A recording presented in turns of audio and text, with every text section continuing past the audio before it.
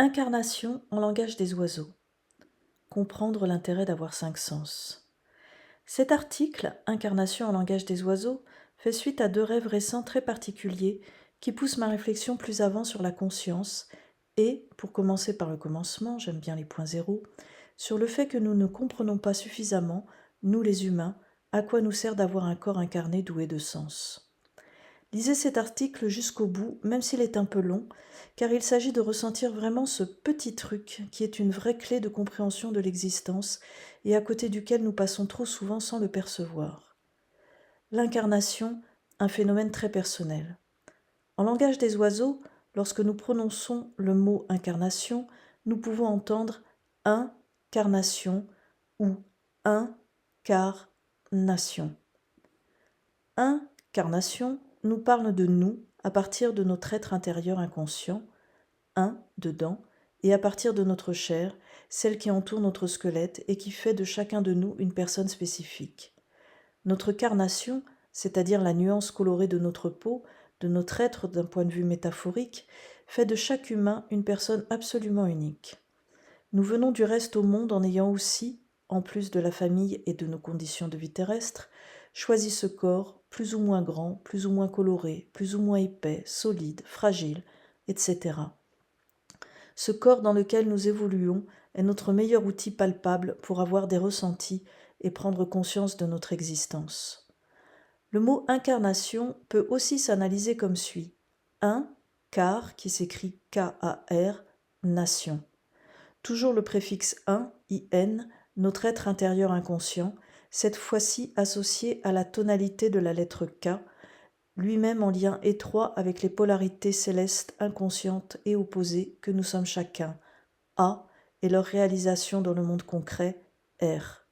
Le K est une lettre puissante parce qu'elle englobe dans son graphisme et sa tonalité la conscience céleste unie à la conscience terrestre dans l'humain. Elle intègre ainsi la puissance de la conscience duelle à elle toute seule. Nous remarquons déjà, au travers des syllabes car, que notre être intérieur est fortement connecté à la conscience duelle de toute chose. Et cet être intérieur que nous sommes tous choisis pour nation, pour terre personnelle, pour terre d'accueil aussi, un corps terrestre, humain, afin de tenter la grande aventure d'évolution de conscience au travers des sens. Tout un programme, et une puissante volonté d'entendre le céleste au travers du terrestre, de comprendre la vie et de déployer l'amour. Mais comment saisir l'intérêt de l'incarnation ? Au travers des 5 sens principalement. Il paraît que nous en avons bien plus. Le nombre 5 est du reste celui qui symbolise l'incarnation en symbolique hermétique et la valeur numérique du mot incarnation est 55, ce qui réduit théosophiquement revient à 10, 5 plus 5, nombre de la divine perfection. Il ne s'agit pas seulement de se dire que nous avons 5 sens pour ressentir tout ce qui nous arrive. Et c'est là que j'en arrive à ce petit truc, ce point zéro, qu'il nous faut bien comprendre pour saisir la grandeur et la subtilité des perceptions corporelles qui nous sont offertes par la nature, la création.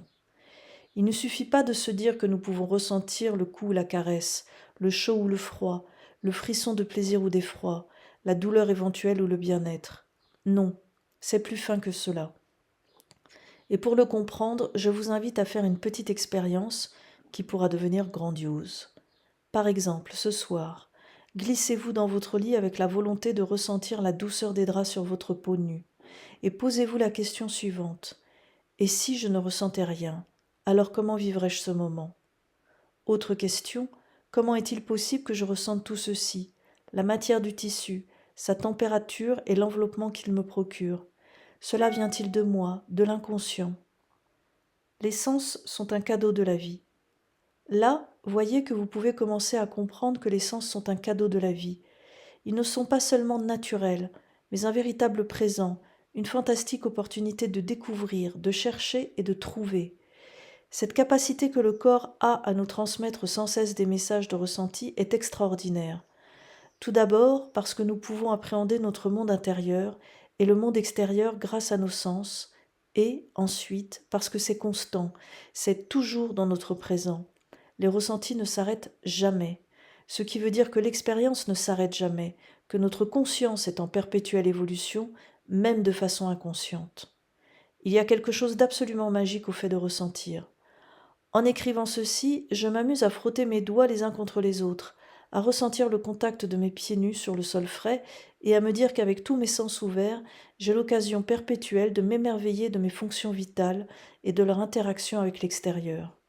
Sans mes 5 sens, et plus, je ne serais absolument pas en mesure de profiter de mon incarnation terrestre. Il n'y aurait pas d'expérience, il n'y aurait ni magie ni joie. Nos sens nous permettent d'être nous-mêmes. Il nous semble naturel de ressentir, mais prenons le temps, le plus souvent possible, de nous arrêter à nos sensations et de constater qu'elles sont réellement ce qui nous permet de prendre matière, d'avoir une certaine ampleur en ce monde, de décider, de concrétiser nos rêves et de grandir, d'être nous-mêmes, nous-mêmes exactement, si nous leur portons attention et que nous écoutons leurs messages. C'est ça, le petit truc à saisir, à vivre pleinement, comme une sorte d'extase existentielle, à nous dire que nos sens nous permettent de vivre notre incarnation et que notre incarnation nous permet de vibrer grâce à nos sens, comme une magie profonde, dense, étonnante et joyeuse.